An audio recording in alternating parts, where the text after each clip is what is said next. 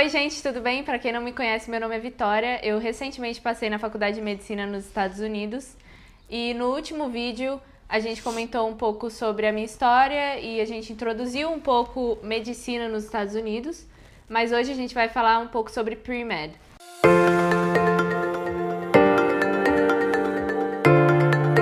Oi, gente, para quem não me conhece, eu me chamo Camila, sou irmã da Vitória e hoje a ideia do vídeo é a gente comentar um pouquinho sobre pre-med, né?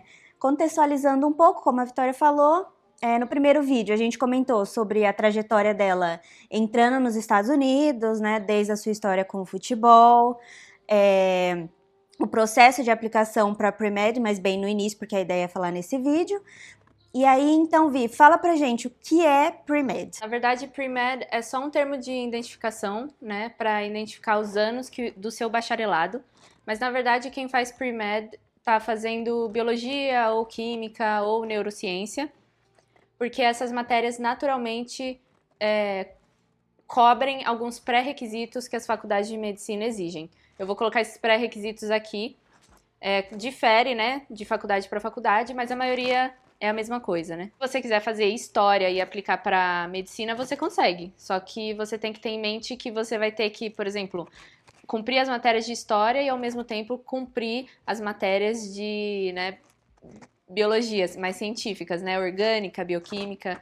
Então por isso que as pessoas optam mais para biologia. Então, por exemplo, a pessoa, igual o exemplo que você deu, ela vai fazer história. Uhum.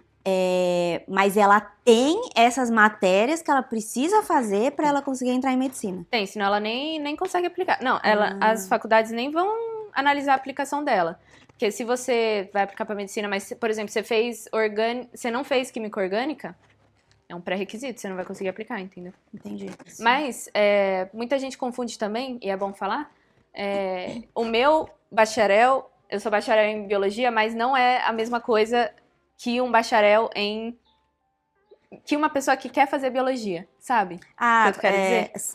Animais. Isso, animais, né, plantas. Uhum. Eu não aprendi isso. Eu não sou qualificada para isso. Tá. Como eu fiz biologia, mas no pre-med track, que é mais health, né? Eu pude escolher matérias como genética, anatomia, imunologia. Eu acho que quem faz biologia também faz essas matérias, mas foi tudo mais para a parte humana, não para a parte de animais. Então, quando você foi aplicar para pre-med em Tampa, você já destacou, na verdade, quando você escolheu a matéria que você queria fazer biologia, você já destacou, você tem que deixar claro que o seu intuito é pre-med e focar em medicina, porque aí você muda o currículo da matéria? Sim, sim, tá. Porque você tem que deixar claro. E as faculdades de medicina, as faculdades de pre-med, né, as faculdades nos Estados Unidos, elas já têm esse esquema mesmo. Uhum. Você fala, eu quero biologia, mas é pre-med track.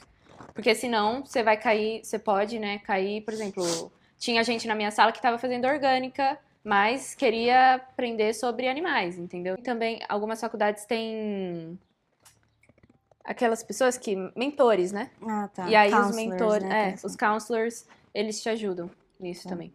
O pre-med também te prepara para o MCAT? Sim. O pre-med, ele te prepara muito. Eu pensava, no início eu achava que não, mas muito, porque quando você sai de pre-med, você sai com o pensamento de um cientista. Você aprende a analisar dados, variáveis, a ler artigo científico, fazer um pôster, enfim. E o MCAT é completamente científico.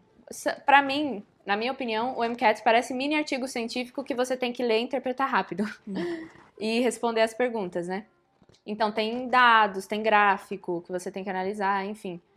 Então, te prepara muito, até porque o MCAT tem orgânica, bioquímica, psicologia, sociologia. Então, e é isso que você vai estar aprendendo nos seus anos de pre-med. Então, te prepara demais.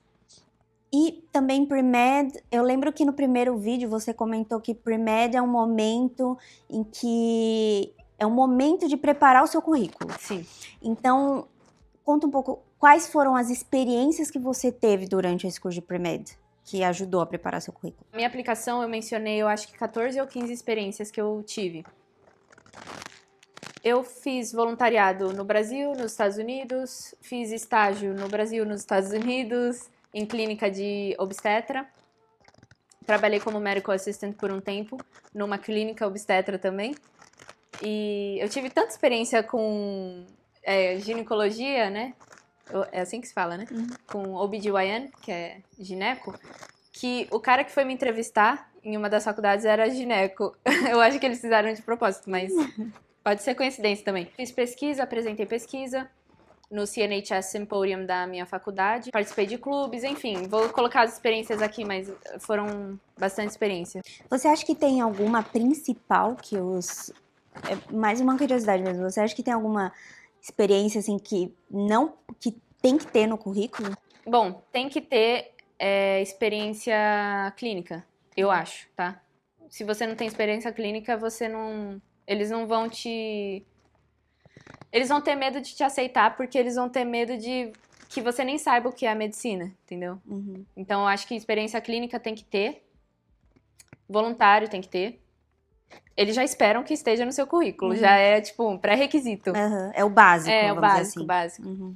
Mas eu acho que na minha aplicação o que ressaltou ainda mais foi a dupla experiência que eu tive, tanto no Brasil quanto nos Estados Unidos.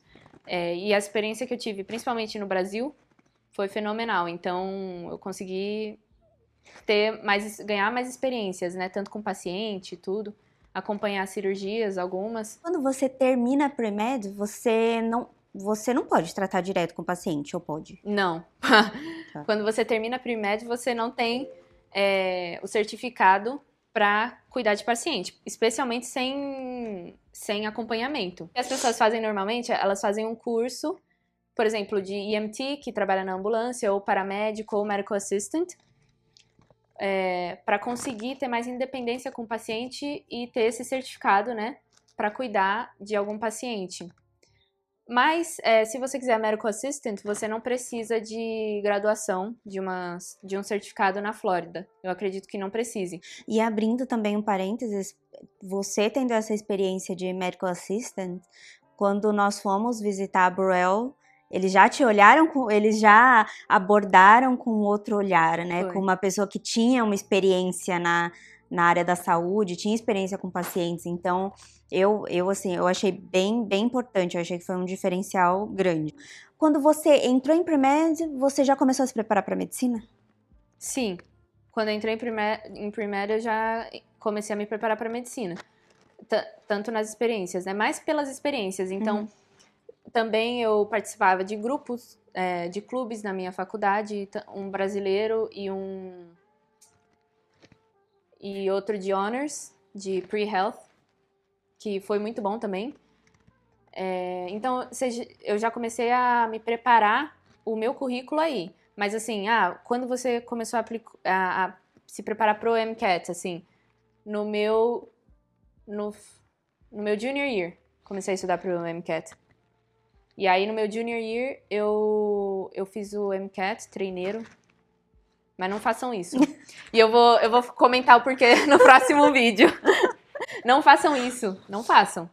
Não prestem pro MCAT se você não tá pronto. Engraçado, porque aqui no Brasil a gente gosta de fazer esse treineiro, né? A gente gosta de aplicar pro Enem teste, vestibular, fazer... E lá você acha que não?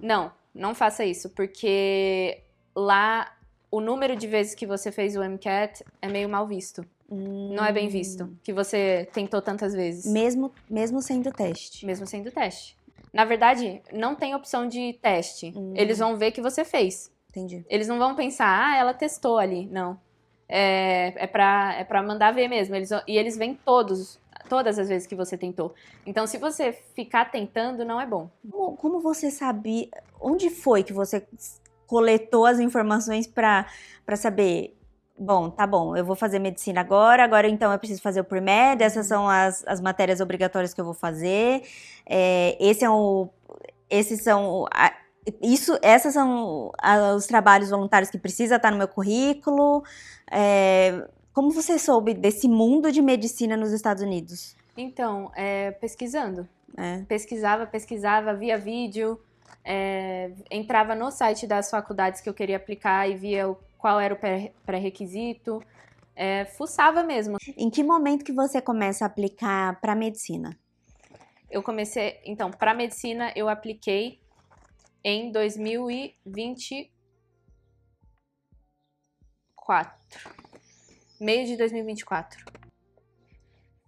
Apliquei. Você terminou pre-med, você já tinha sua nota de MCAT, já tinha um currículo estruturado e aplicou. Sim, eu me formei em maio de 2023, então já tinha passado o tempo de eu aplicar, entendeu? Porque assim, quando você tem que ter em mente que se você quiser começar a medicina em 2026, você tem que aplicar em 2025, no meio de 2025, lá para julho. Então, eu tinha me formado em maio, nem tinha feito o MCAT, não dava para aplicar em 2023, então eu esperei 2024 e estudei todo esse tempo e apliquei em 2024. Então, essas notas são importantes, né? Porque você tem que pensar um ano na frente. Tem que ser bem organizado, porque senão você passa do tempo, né? E aí é ruim. Até porque medicina, eles falam que é rolling basis, né? Quem aplica primeiro e é verificado primeiro